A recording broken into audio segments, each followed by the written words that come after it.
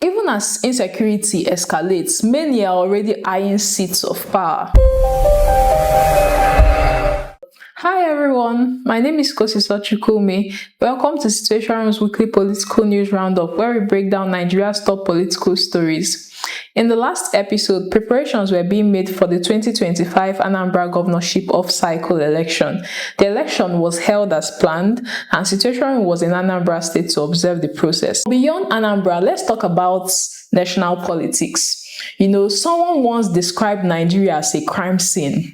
As derogatory as this sounds, the events this week have shaken the very foundations of Nigeria's existence. The first one would be for PDP. So last week, Monday, the PDP faction, a faction of PDP, that's the faction of the suspended National Secretary Samuel Anyanwu, refused to let Bala Mohammed, Sheyi Makinde, and the new National Chairman Kabiru Turaki into the PDP secretariat. Of course, violence erupted, and we saw the newly appointed National Chairman calling on the United States government to come and save democracy in Nigeria. Just before this, a faction of the PDP held their convention in Ibadan after obtaining an order from a high court in Oyo State, permitting them to proceed. This directly violated an existing order by a high court in the FCT, barring them from holding this event. Let's just say this about our courts. When courts of coordinate jurisdiction begins to make multiple orders in favor of or against a particular set of people in the same matter, it makes you wonder why our judiciary is gradually allowing for forum shopping, where litigants just move around until they find a judge willing to give them the ruling they want. And when that happens, the courts themselves become part of the political instability we are complaining about. Meanwhile, President Tinubu's special advisor, Bayo Onanuga, was quick to call Turaki out for committing what he described as high treason because he called for foreign intervention over an intra-party dispute. The likes of Madi Shehu, a popular whistleblower, did not fail to remind Onanuga that treason begets treason. He named some Nigerians who have committed the most heinous crimes, including pipeline vandalization, murder, and arson. Yet many of them have gone on to become traditional rulers and major government contractors under this present government. Truly, treason begets treason. As for insecurity, the past events have been so saddening. Brigadier General Musa Uba, a senior military officer, was killed in Borno State. The army had initially denied he was abducted, saying he had led his men back to base, but later the presidency confirmed that he was indeed killed. A video circulated online claiming to show his execution, but several fact-checkers have flagged the clip as being AI generated. In Kebbi State too, we saw bandits kidnap about 25 girls, although there were reports saying 2 had escaped. The news of this report forced President Tinubu to suspend his trip to South Africa and Angola. We also saw the Taraba State governor, who had initially said he would defect the APC, saying he had postponed his plans. A church was also attacked in Kwara State. In Niger State too, we saw students who were abducted. So far, reactions from our leaders have been mostly defensive. The governor of Benue State insists that there is no genocide. Senator Godswill Akpabio, the president of the Nigeria Senate, says there is no country without crime. Nigeria's foreign affairs minister, in an attempt to counter misleading narratives on international media, appeared on Piers Morgan's platform but was soon criticized. At one point, the female interviewer told him to his face that he was lying. At a time when we need responsible leadership in Nigeria, what we keep seeing is unnecessary damage control. Meanwhile, on Thursday, the United States Congress held a public hearing titled President Trump's Redesignation of Nigeria as a Country of Particular Concern.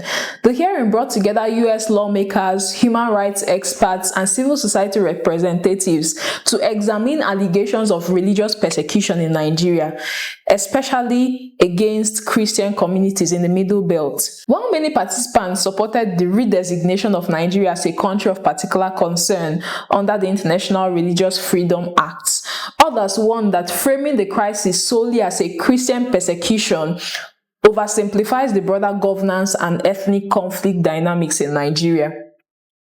At the hearing, 3 immediate actions were recommended for the United States and Nigeria. The first one is that United States foreign assistance to Nigeria would become conditioned on verifiable progress in protecting religious freedom. The second one is that direct humanitarian support would be provided to faith-based groups working particularly in the Middle Belt. The third is that sanctions such as asset freezing and visa bans would be imposed on those who are complicit in gross human rights abuses. Even as insecurity escalates, many are already eyeing seats of power. So last week, the former Attorney General of the Federation, Abubakar Malami, announced that he will be running for the governor of Kebbi State under the African Democratic Congress, ADC. Last week, Thursday, too, the Federal High Court convicted Nnamdi Kanu on a 7-count charge of terrorism. If you follow the trial in the last 10 years, a few things stand out. First is that Nnamdi Kanu does not believe in one Nigeria. Many agree that his motives may be pure, especially when you consider the events that led to the civil war in 1967. But many are equally concerned about the litany of atrocities committed in the Southeast that can be traced back to the tone and direction of his broadcasts. Some lawyers have also offered dispassionate views. Politics aside, they say there is overwhelming evidence against him, and the court was not expected to simply let him go free. Amongst many other arguments, Nnamdi Kanu has consistently argued that the law under which he is being tried, that's the Terrorism Prevention Act of 2013, has been repealed and therefore cannot be the basis for a conviction. While the court has disagreed with these objections and has given reasons for that, rest assured that these arguments will form a major part of his appeal. Let's go back in history. During the trial of Ken Saro-Wiwa and 8 other Niger Delta activists in the 90s, 2 key prosecution witnesses testified that Saro-Wiwa told them to deal with the Ogoni Fore. That phrase was interpreted as complicity. Although those witnesses later retracted their statements and confessed to being bribed, the lesson remains that once words are spoken, they are beyond our control. We cannot determine how people will interpret it or what actions they might take because of them. For Nnamdi Kanu, this is not the end. He can appeal his conviction. We can only hope that he brings back his full legal team back on board to represent him in the next phase. As the Nigeria Civil Society Situation Room, we continue to call on all Nigerians to stay engaged and informed. Now more than ever, Nigerians must prioritize political education. Democracy thrives when citizens are informed and active. That's all for this week. Stay informed and share your thoughts in the comments. See you next time. Bye.